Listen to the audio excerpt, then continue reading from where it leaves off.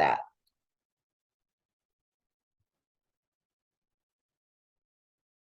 So who wants to introduce themselves next? I've got Miriam up on the screen in the upper right. Would you like to go? Sure, I would love to. Thanks, Lisa. And it's a hard act to follow past Edwin, so I will try my very best.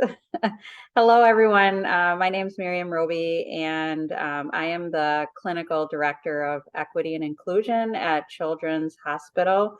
I oversee both St. Paul and Minneapolis campus, small bio. I'm a family nurse practitioner by trade. I have been practicing medicine for almost 10 years now. I'm a hospitalist and work in internal medicine. I've also worked every other specialties, critical care, primary care, occupational medicine, yada, yada. And then also worked 10 years as a registered nurse prior to that. So almost 20 years in healthcare. I go by the pronouns she, her. I self-identify as Black. My parents are both immigrants. My father is from Niger and my mother is from Ukraine. And so my sister and I are first generation. And what I've had to navigate with them is to see the different challenges that they've had to go through as far as navigating Western civilization, just the different nuances, even helping them through healthcare, being that advocate for them when sometimes individuals are either looking at them from standpoint of their skin color or just listening to their accents, because both of them still have heavy accents even after all of these years. Also just my own personal journey as a person of color, trying to navigate healthcare, the educational system, things of that nature. And so I appreciate Lisa and Ahmed for having me join this panel, and I'm excited to have this discussion with everyone. Thank you, Miriam. Meseret, would you like to go next? Sure. My name is Meseret Hailu. I'm originally from Ethiopia. I came in December of 1989, dreary winter. So there was a major cultural shock. So I'm a first generation. My parents were still in Ethiopia. They, passed away, but I have been a nurse for 29 years, almost 30. I have been in different healthcare settings, long-term care, and hospitals, from med-surg to critical care to step down. Currently, I am a director of nursing, of patient care services in a hospital. I have 6 units under me and about, I would say, 196 beds, over 380 employees. So I'm really happy to join you and hear some experiences and share my experience too. Thank you. You have a big job. That's a very big job.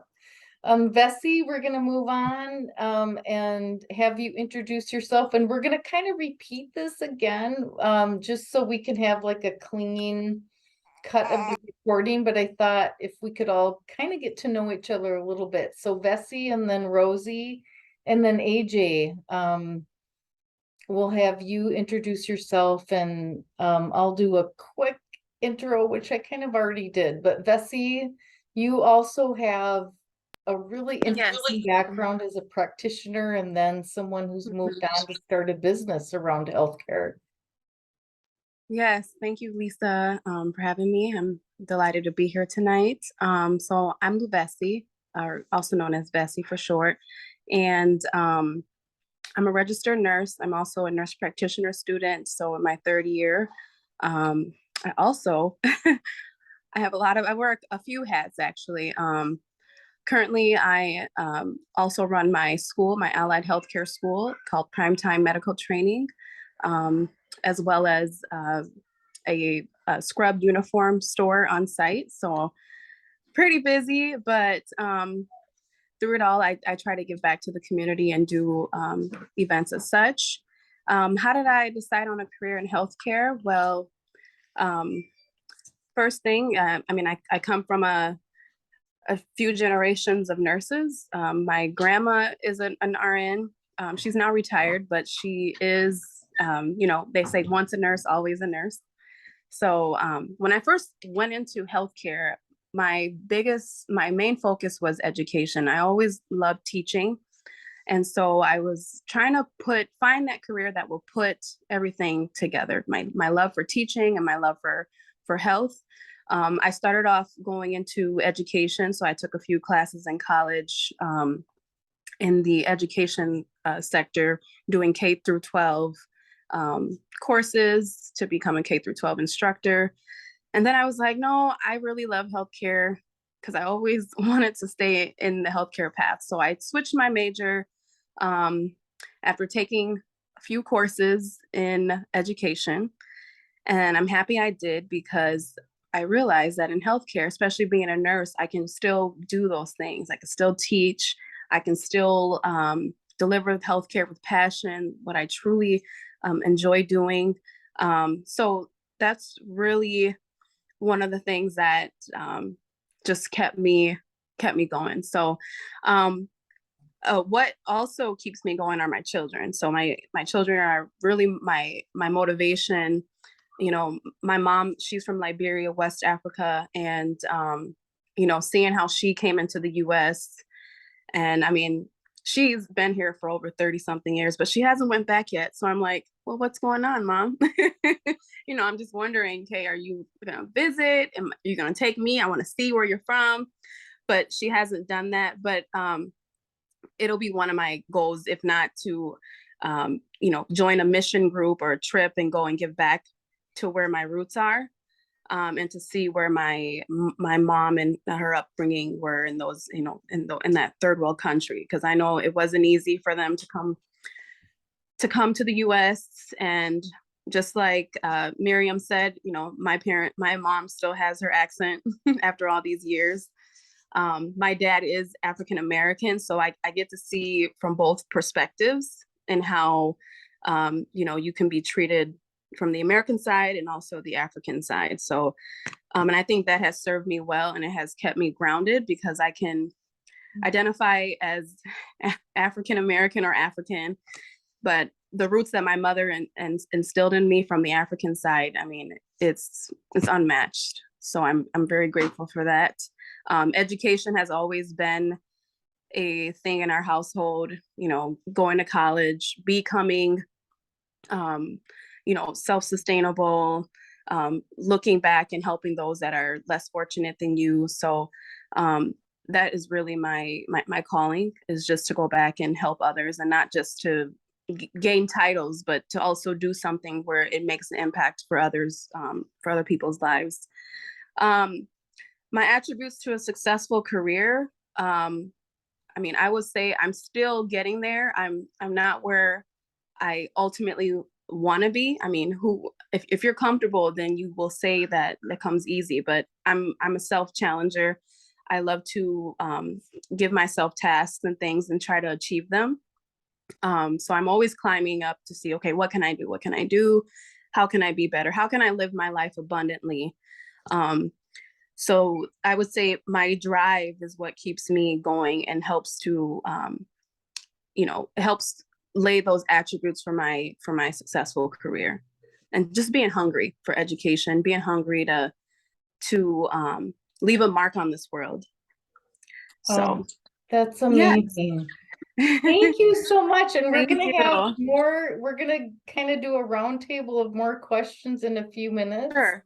Okay. So that was beautiful. Thank you so much, Vesey. We're so glad you're here tonight. I'm so glad I got to meet you last fall.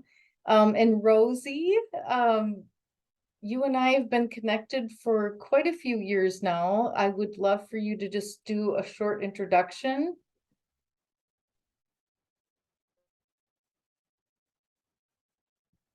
You're muted, my friend. Yeah. So, hello everyone. So my name is Rosemont Sapong Owens, and some people call me Rosie. And it's okay. So it's tough to police what people call me. So I'm fine. I always tell people, once it has a rose in it, I'm fine. So rosebud, whatever it is, I'm okay.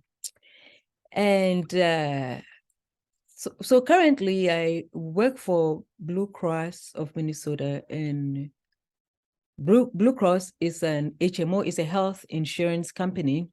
And so the Blue Crosses are independent franchisees of the Blue Cross Association. 36 states have Blue Cross. And yeah, so my foray into healthcare was probably quite accidental. I am originally from Ghana. I went to school and I did my undergrad in Ghana. So I got an opportunity to study in Europe and studied in Spain for a while. So coming to America, the goal was to go to New York and get a master's in international relations and go and work in Geneva. So and in Ghana, most girls' dreams are like that. So they go to learn languages. Well, so of course I came to the United States, and my first job was in a hospital. And I think that was how I got into healthcare. It was quite accidental. And yeah, the rest is history. So I'm still in healthcare, and yeah. All right, well, we're going to be asking some follow-up questions about that because that sounds very intriguing. AJ, could you introduce yourself? And then we're just going to keep rolling because everything everyone's has said already is amazing. And Edwin, we're probably going to ask you to introduce yourself again since we weren't recording when you gave your awesome intro. So I think we're just going to keep this organic and have my colleague Ahmed introduce himself, and then Edwin will have you introduce yourself again, and then probably roll into our second question, which I will announce after we finish introductions. Well, yes, definitely. I'll quickly introduce myself. My name is Ahmed. I am the program coordinator for Prosperity Ready. I'm also a student of computer science and software engineering. I'm an immigrant. I entered Minnesota around January 2022. So it has been 1 year for me that I'm staying in the United States. And before that, I worked as an administrative assistant and I was teaching English part-time. So basically, this was mostly it for me. Yeah. Yep. So AJ is, he worked as an administrative assistant for a national or an international nonprofit that's actually headquartered in New York, right? But it's called Equal Access International. It's global. And AJ came to Minnesota from Afghanistan and then recently relocated from Minnesota to Virginia, where he reminds me on a daily basis that there's no snow in Virginia. Edwin, can you do a quick reintroduction? And because we weren't recording, I'm sorry, we weren't recording at that time. And then we're going to go into our second question for everybody.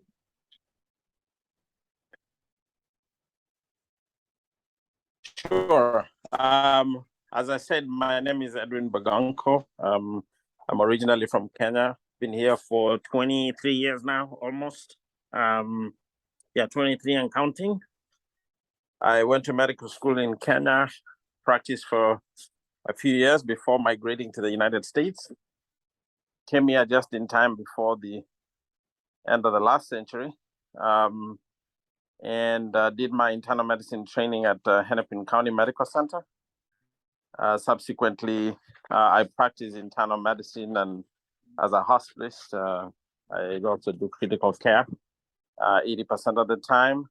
I did the tour and go to business school as well at Carlson, and now do a little bit of administrative work as well at the health system I work in as a medical director. And I'm very happy to be here. Thank you. So we're going to go right into our next question, which is, so you've all had, just looking at your LinkedIn profiles and in being able to talk with some of you, you've really evolved your healthcare career journeys.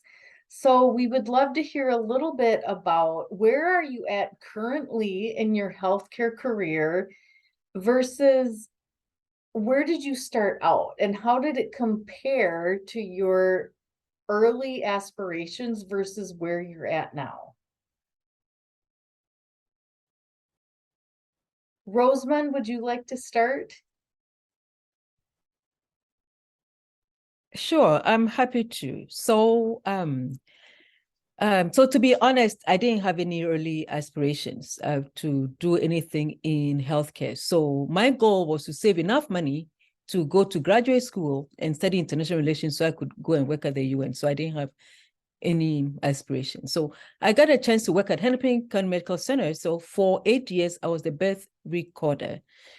And after recording about 24,000 birth certificates, I spoke to about 20,000 women. And most of them were from, like 40% of births to Hennepin were from underserved or underrepresented communities, right? So being from Ghana, I was very naive. When you see America on TV, I mean, that's what you see at Hennepin. So a part of a birth recorder's job, in the state has data for, so the maternal child health data for the state of Minnesota, most of it comes from hospitals. So hospitals are mandated by the state to complete and file a birth certificate for a child in 5 days. So to make a long story short, so collecting this data, you go into the mother's chart, so of course, people are human. You go into a mother's chart, you read about so much, you go to the room, you see this mother, right? So for me at that time, there were some zip codes in Hennepin County where teen pregnancy was really high. So then I said, I'm interested. Like, go to a room and see a child who is 13, 14, 15. Like, my heart hurts for these children, right? So my mind started, I said, okay, maybe I want to do something about it. But being Black and loud is nothing, right? And being passionate. So I said, okay, why don't I then go to school to get a master's in public health so that when I'm at the table, I can be credible, right? And then later, I'll go and work at the UN, right? So of course, all through this, I met this fine bloke, and I said to not go to the UN again. I said to get married and then start a family. So the rest is history, right? So it wasn't like a plan. I realized that there was a need and I wanted to be part of the solution. So that started me on a trajectory, which I am still on, but I will pause here so that others can also get a turn. That is amazing. And I think it's going to be really helpful to the people who view this webinar, who are on a healthcare professional track, to hear how things started or didn't intend to start, and then where you're at now. So thank you for that. Who wants to go next with this question of where did you start and where are you at now? I can go. Thank you, Meseret. So I got my bachelor's degree when I was in Ethiopia in biology. Since childhood, I wanted to be in healthcare. I wanted to help people. My dad was a nurse and a pharmacist, so he had some books at the house, which nobody would be interested to look at wounds or anything, but I like that. And so I didn't go to medical school over there because of the system, the education system. So when I came here in 1989, December, January of 1990, I went to a community college here at Lansing area, Lansing Community College, and got my associate degree. So then transferred to Michigan State University They took my bachelor's degree and my associate degree and got my master's degree in gerontological nurse practitioner. Then we moved to Mississippi, and that was in 1997, and they were not using nurse practitioners a whole lot. So there I worked in a hospital, and then came my husband then came back got a job back in Michigan. And so before I went there, I worked in a nursing home. They asked me to come back and be the director of nursing. So I became a director of nursing, got my master's for, gerontological nurse practitioner, but I didn't use it for a couple of years. And I became, the director of nursing in a long-term care facility. And worked there for a couple of years, and I almost burnt out because of the stress and everything. So I went to a hospital, and by then I got to work for about 16 years there. I always wanted to further my education. So where I was, there was no opportunity, but then I'm happy to tell you that I furthered my education and got my aspiration was to have a doctorate. And I recently, in August 2022, got my DNP, doctorate in nursing practice. So thank you. And walked on the stage at Aspen University in October 2022. So, people are asking me, so you've been working so hard with, balancing family. I have kids, I'm married, community, church, and work, big responsibility, being on call and stuff.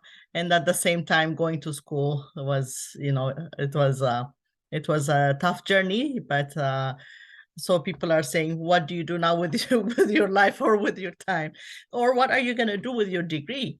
But this is what I wanted to do. It's for me. It's, there's no necessarily a promotion. It will make me more marketable for whatever I want to do, which I'm a director now.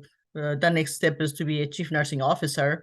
I would want to be one, in God's time, I would say. But at the same time, did I achieve my goal where I wanted to be? For now, I'm satisfied, and that's where I am. It took a lot of perseverance and determination. I wanted to get there. So, my kids were saying, no more sleepless nights. That's, at the end, that's what they're saying. It's difficult, especially when you see them, they just give up and get tired, and they see me working all day and come home and then working on my paper, being up all night and going back to work or something like that. They can't even imagine. But that was my aspiration, and that's where I am right now, and I'm very thankful. Thank you for that. And I think that's a great segue into another question that we want to get your thoughts on. So Miriam and Vesey, could you weigh in on what were some of the most difficult barriers that you had to overcome in your healthcare career journey? And I think we've mentioned some of those, but if the two of you wouldn't mind kind of focusing your thoughts on those barriers and how you overcame them, that would be really helpful for everybody. Bessie, if you're okay, I will go ahead and lead. And Yes. thanks. So what, as most of us on the panel have alluded to, advancing our education is paramount, especially in households that Yale from outside of the United States in particular. Especially in my household, having two foreign-born parents, education is next to living, breathing, eating. It's not if you go to school, it's when you go to school, and it's not when you go to graduate school, it is you will go to graduate school. So that's one thing I just want to really reinforce and lead with, that, you know, my sister and I, we both have graduate degrees. I'm currently in the process of obtaining my doctorate. I'll be done in May. It's just one of those things where you're a perpetual student, right? And you just keep going because that's just what's been ingrained from the very beginning. It's my foundation, it's all I know, and that's what I do. To answer your particular question, Lisa, about any barriers that have faced. Now, myself, I am born in the United States, and as most of you can hear, I do not have an accent. That was very specific of my mother. Both my mother knows 3 languages, my dad knows 9, right? But both my sister and I, they were very particular in us being raised that we would enunciate, we would not use any type of formatted words that are urban or would indicate anything outside of excellence. And that was purposeful because of the fact that they wanted to make sure that we had the best in life. With that being said, me having that, still I face many barriers and challenges just because of the pigment of my skin, right? Now, most people look at me, they're not sure what my ethnicity is because I have the features of my mother, which is European, but then I have this melanin, right? So, you know, they don't know if I'm Latin, if I'm Middle Eastern, what have you. They have no idea where I'm hailing from. So there's this perpetual where do you belong? You know, you're not white, but we can't really figure out which box you fit in. Now, the one thing that I'm very happy that my parents knew from the very beginning was that my sister and I, we were not going to be identified as white, which is what my mother, if you were to look at her skin, is, even though she's European. They had the amount of thought process to say, you know what, we're not going to raise them as having this thought that they're white. We were always raised to be proud of our African culture. Even though I'm African American, I am identified as African because of what my father raised us to be. With that, we had that foundation. We were not confused or had to have these things that were set upon us to shoulder to say, okay, we're less than, right? We never had that in our brain. And then that's where my mom instituted the fact that she said, you know, you always will aspire to reach the top hilt. Again, I am going to get to the point that I hate to say it, you will find challenges where individuals will try to place their fears into you. They will look at you and feel that you're substandard because of your skin. If you add an accent on top of that, there's an extra onion layer of substandardness that it's kind of this case type of box that they put you in, and you have to really fight for what you want. I have recently been awarded the leadership position of clinical director. It was not by without hard work. I had to fight to get into nursing school. And when I say fight, you guys, I meant just that. This was back in 2006. When nursing was high in, everyone wanted to become a nurse. I had 4.0 background, but because of that, they chose to want to have individuals who may have a bachelor in art and they look better on paper or picture. So I actually went to the dean of the college and I fought to get into nursing school. I got into nursing school. bachelor's degree. I had to fight to make sure that I got every single grade that I had to get. To get into graduate school, I went to Georgetown. Georgetown initially wanted to decline me, but I did not stop there. I went to the dean of Georgetown and I wrote a dissertation on why they needed to accept me. They accepted me on a trial basis for a semester, and I blew them out of the water. So they continued me through the entire Georgetown program, which I graduated with a 4.0 as well. And so now I'm continuing to get my doctorate. It's not without its challenges. So I'm basically saying that if you really want something, you need to fight to get it. And there's a way to get it. There is a way, and you need to reach out to allies.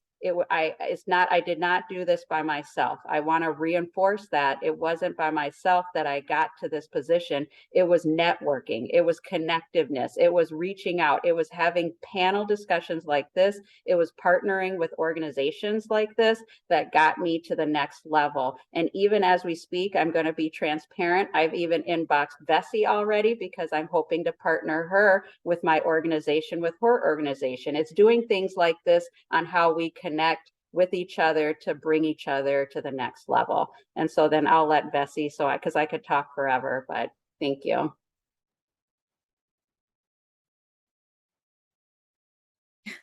Yes, yes. Thank you so much, Miriam. That really touched me because everything you said, I was like, yes, that I've been through that. So the question was, what are some things that I have found as a barrier to my education? Well, I try not to use the word barrier, but if I should for this conversation, because I feel like it through. For me, I overcame a lot of things, let's just say. I overcame, because I grew up in Minnesota. So I was born in Missouri, Kansas City, Missouri. My parents, they were divorced, I think when I was 2 or so. My mom moved to Florida, and then we moved to Minnesota from Florida. So I've been here since 98 from Florida. And so when I came here, it was a shock because, again, different from the South and coming up to the Midwest, it was a different group of people, a lot more Caucasian Americans versus, different ethnicities, which I was used to. But I would say my biggest barrier was growing up in Minnesota and being the only Black girl in class.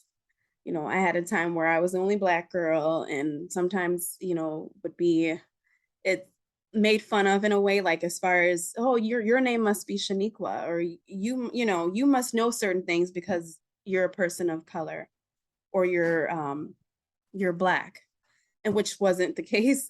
And a lot of times people, when they hear me talking, they're like, oh, you sound like a Caucasian, or you sound like someone that, I don't know, like, where are you from? Like, they want to know. And I'm like, well, I'm from Missouri. And it's like a shocker to them to actually, when they meet me in person, it's like, it's almost like they've already created this image of me in their head. And with my name being unique. So I'm named after my grandma's. So I have a very unique name. And so a lot of folks, they always wonder, like, hey, is this a girl? Is this a boy? Like, who is this? So I feel as if, my upbringing being in Minnesota, there was not a lot of folks that I could look up to at a younger age when it came to the profession, places where I knew I wanted to be. My grandma was a person that I looked up to as a nurse, but unfortunately I never had that close time with her when I was growing up. It wasn't that close knit where I would see her all the time. And I mean, she was in a different state. I was in a different state. So it was more like hey, I know you're a nurse. She inspired me, but it was never someone I could just go to and spend time with. There was always this disconnect kind of thing. But that really made me think about, healthcare, and then seeing, from a patient's perspective, going in and being a patient myself, seeing how I was treated, and other stories of members of the family, how they were treated. It was imperative for me to go in and to start my career in healthcare. And before nursing, I always wanted to go to medical school and become a doctor and everything, and a pediatrician to be more exact. But life had other plans, and then I also just routed back to nursing in that in the influence of my grandma at the time. So I took that path, and so now I'm actually in my DNP program, and it's very busy. So I mean, I can honestly feel what Miriam was talking about when it comes to, and even Meseret, when it comes to just juggling everything. You're always on a go, go, go mode. I mean, right now my kids are in the living room, and they're probably like, what's mom doing? Because I'm always just, the clock is just always going. It's like, if I'm not studying, I'm teaching. If I'm not teaching, I'm working, doing other things, being a wife. I mean, my husband's like, man, he's like, can I take a break? I mean, you're going from this to this, you know. But I would say ultimately, through it all, the support is what is needed to overcome the barrier. The support, the encouragement, the coming together. I mean, what we're doing tonight, I'm meeting great women, great gentlemen here.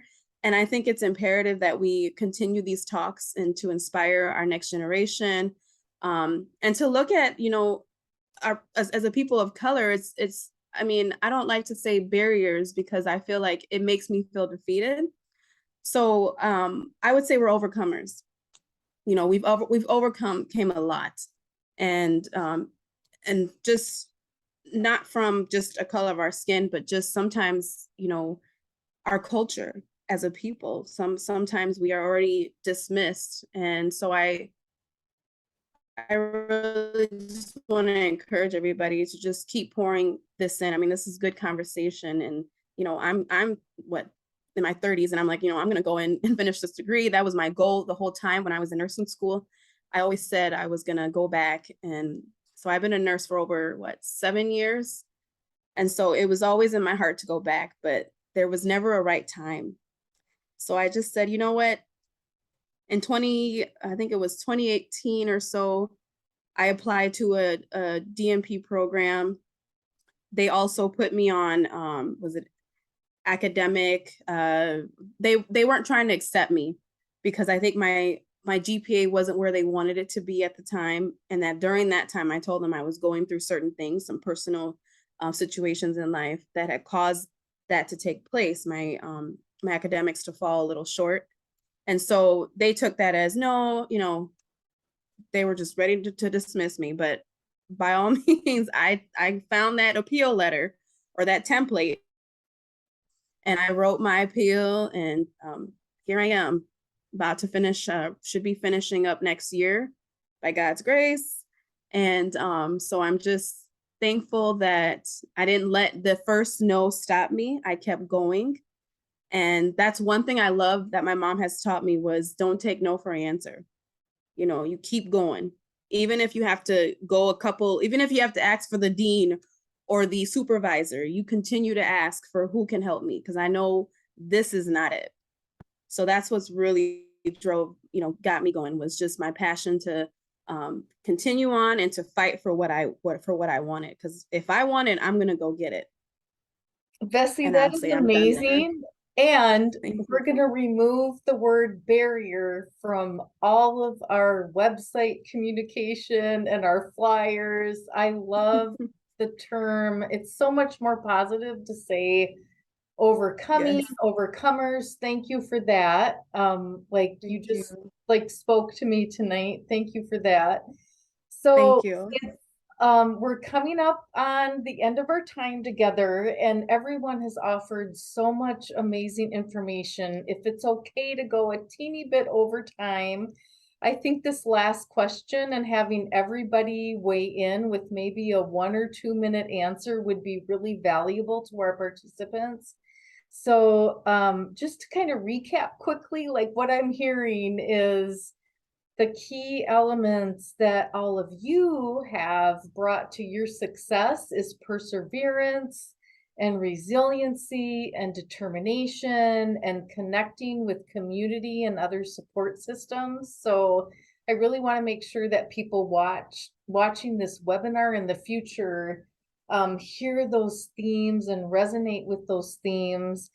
So Edwin, would love for you to lead us off on our ending question, and would love for everybody to weigh in on what advice do you have for internationally trained healthcare workers seeking employment in Minnesota or anywhere in the United States? Yeah, can you hear me? We can hear you.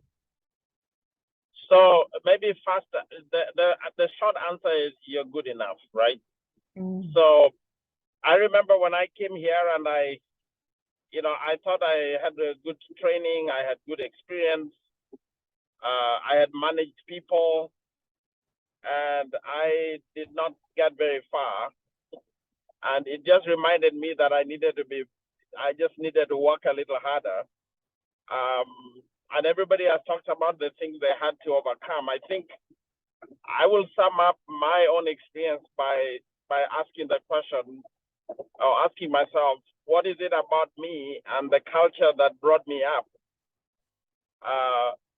Could I draw upon to be the best version of myself, right? And I landed on very simple things. As a healthcare person, our culture teaches us to be compassionate to those that are less fortunate. You know that growing up. And so I had to tick that box. Our culture teaches us to be respectful.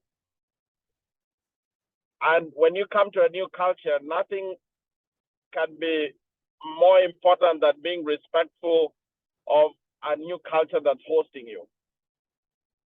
Our culture teaches us to be good servants.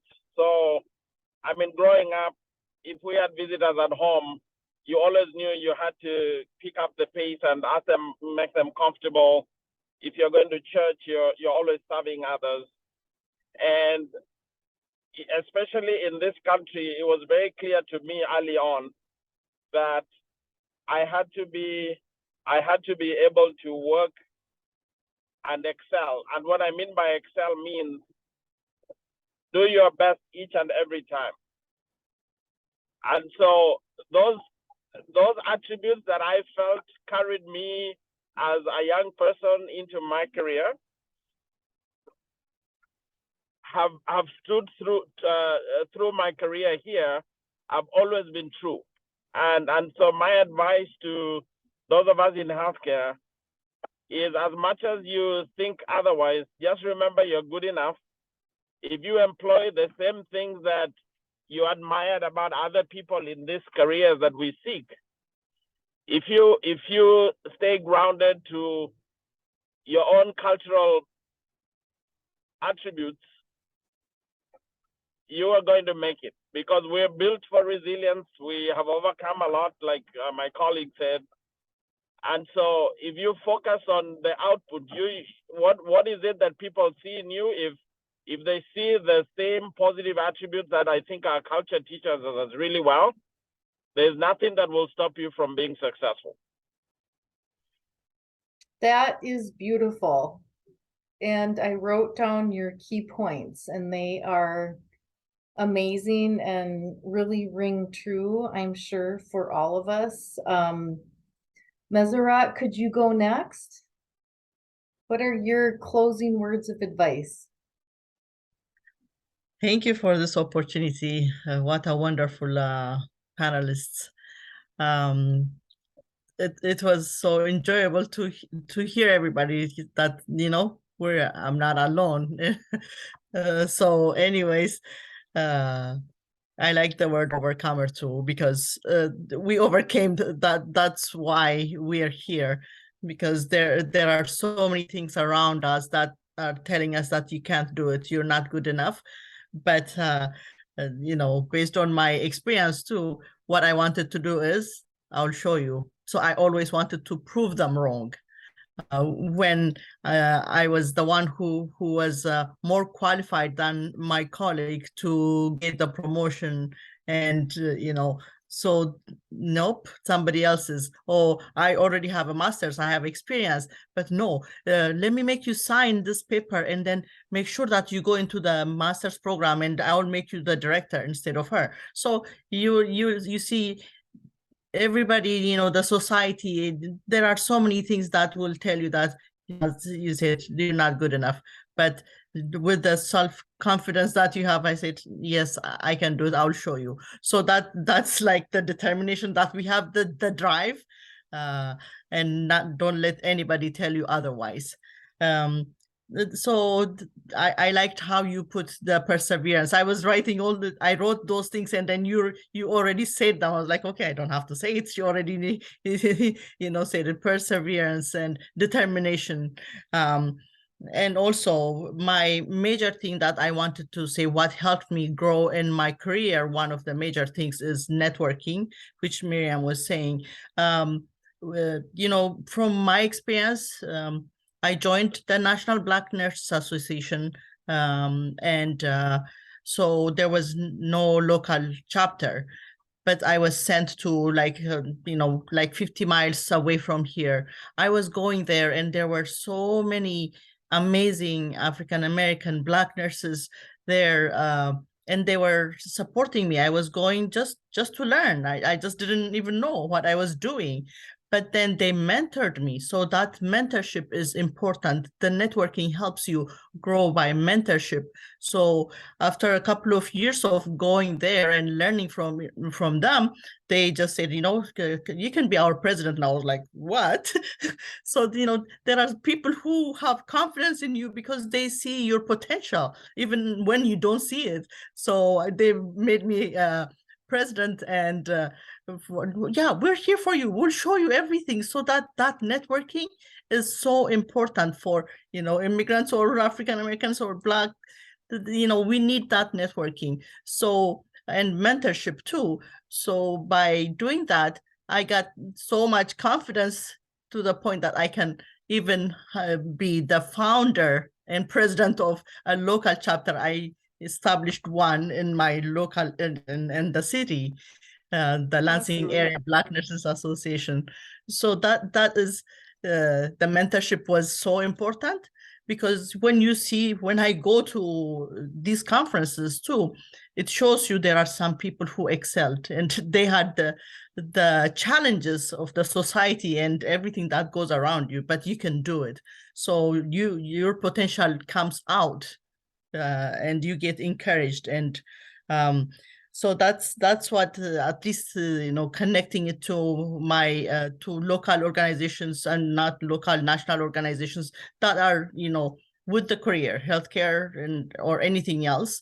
That connection it could be a little expensive, but it's worth it. The networking, it gets you there, looking at the other people, because you are aspiring to get there too. So I wanted to make it short and give other people a chance to say their part too. But I really appreciate our connection and this forum. Thank you so much.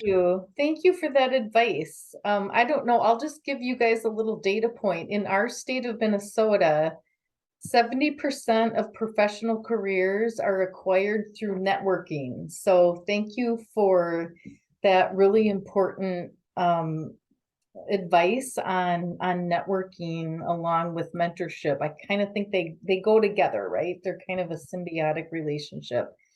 Miriam, could I call on you next for your final words on advice for people from other countries looking to enter the healthcare field in Minnesota or just anywhere in the US? Of course, and just to reiterate what our panel has already had mentioned, and yourself, Lisa, perseverance is key. Resilience, you have to have resilience in needing to persevere with your goal, and don't give up. So, those are the three I want to lead with. Everything that our panel has mentioned is very poignant. So everyone has made really key focus points on that. In addition, I just want to add, as we all alluded to, networking and connectivity to different organizations that can help persevere and help you grow and connect you from one person to the next, is a really good feature to help you in your journey when you're wanting to pursue your education and professional goals. I want to add that giving back when you get to the point of where you are able to, I strongly suggest that. I'm a key proponent where I would have not gotten here if someone else hadn't reached down and pulled me up the ladder. And what I believe is that I need to turn around and reach back for others right along with me. And once you navigate and charter these waters, which some of the water will be rough, some will be smooth, but through the points that we have given you throughout this panel discussion, I feel very optimistic that you will get there. We have all been there. We've had different strategies going through that we're offering to you today, but you will get there, so make sure you persevere. But it's very, very important that you do help the next person navigate that as well. We are all in this community and collective together. And when we partner together, we're stronger together. And I just want to end on that, just to say, make sure that you look back for your next brother and sister who is also wanting to reach and aspire just like you are. Miriam, that's amazing. And now we've got even more summary points that are really salient to our conversation tonight. Vesey, could you weigh in with your advice? And then Rosie, I didn't tee this up with you, but you are our closer and you're going to bring it all together for us, because I know you can do that for us to kind of close us out. I'll do a few ending words, and I thank you for everyone for hanging around a little extra time. So Vesey, what are your kind of closing thoughts?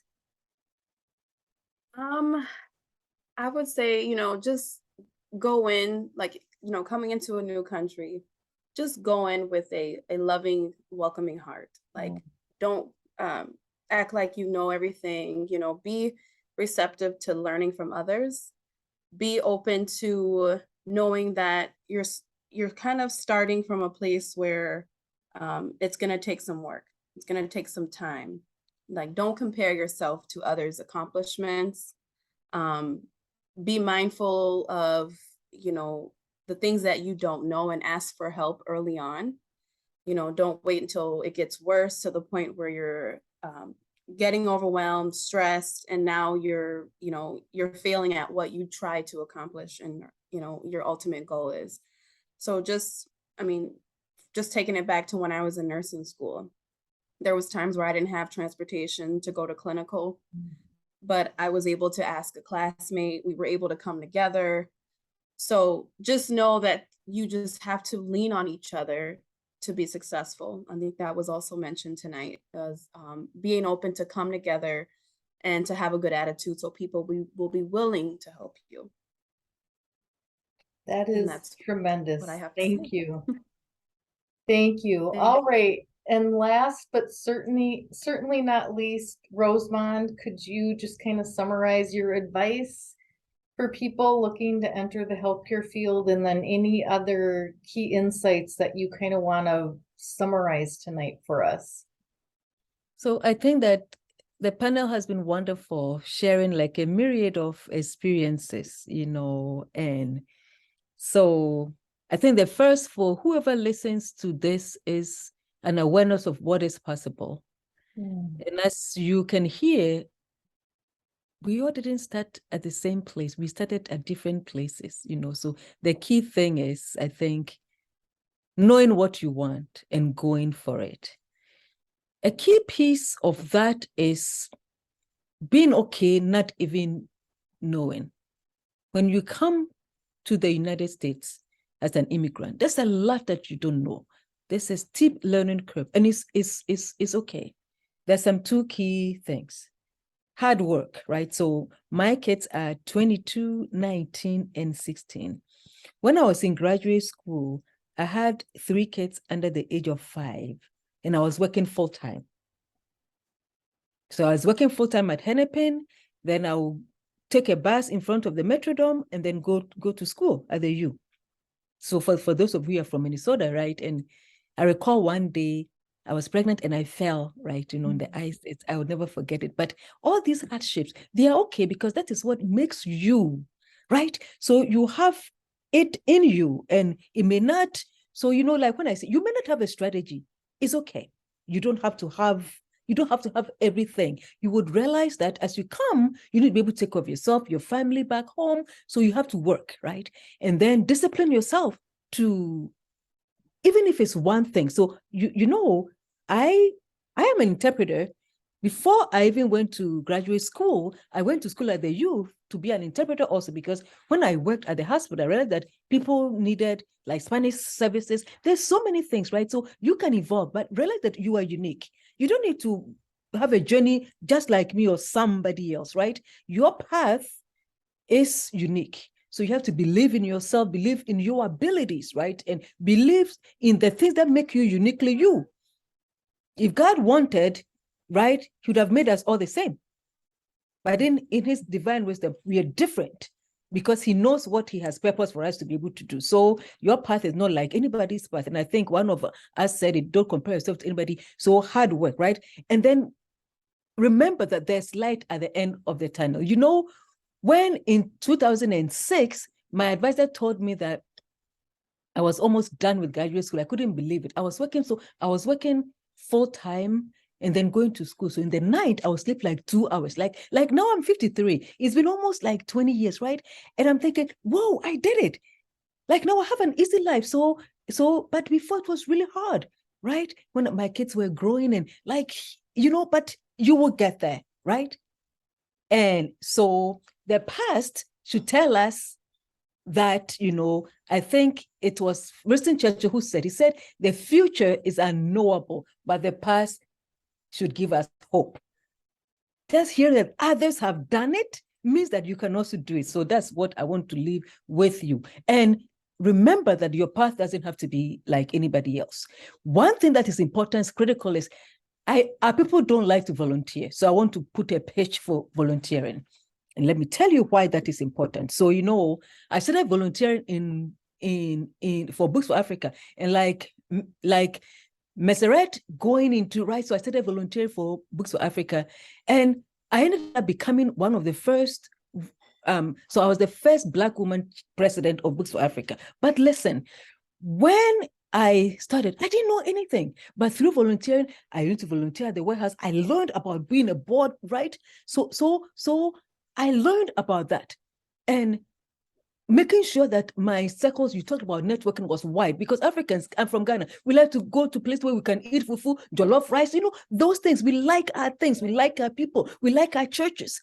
If we do that and we don't widen or broaden our networks, we do it to our own detriment, right? So by design, right? By design, my networks are about 60% not Black. And it's just by design, right? So anytime that I go to any meeting, anybody that I meet, I quickly find out a little bit more about them, and I keep right. So you need to be out there, throw yourself out there, and that's how you learn. By volunteering, you get to serve on boards. I've served on so many boards at the state level, and most of the time I was the only Black person, right? But then so over the years, the skills that I got from there, I didn't get from school. So now being able to, you talk about confidence, all of that, I learned it from being on the board. Beginning, you don't even want to speak up, you're scared about your accent. But it gets to a point where you build that confidence. So please, I know that my sister was talking about giving back, and you can start giving back early. Look for those opportunities to serve in your community, because those opportunities will serve you in the future, right? So I haven't arrived yet, but I'm excited at where I am, knowing that for about 20 years, it was a struggle. There were times I didn't have even $20 to put gas in my car. But today, I have enough money to build a library back home in Ghana, build toilets back home in Ghana, right? It's the same person, nothing has changed. So time, right? So give yourself a lot of time. Don't worry. Make your goals according to you, according to your intellect, according to your temperament, according to your gifts. Let other people inspire you, but they are not your competition. They are just there for inspiration. So you've heard from all the panelists, great ideas. Grab onto the ones that you can. Look up some of these people on LinkedIn. Reach out to them as needed. We are all here to support you. Your journey is unique. Don't let anybody lie to you, and it gets better. Trust me, it does. Rosie, thank you. Rosamond, thank you so much. That was an amazing summary. Thank you, Miriam and Meseret and Vesey and Edwin, for being here tonight. I think this is going to be a very valuable webinar for our participants. We are happy to share this recording with any of you if you would like, and we are really excited to share this with our internationally trained healthcare program participants. So thank you everybody for being here tonight. And yes, I encourage you to reach out to each other on LinkedIn. I know some of you already have, and we will be in touch, because this has been amazing, and hopefully we can keep this conversation going. Good night, everyone. Thank you. All right. Good night. Nice meeting you all.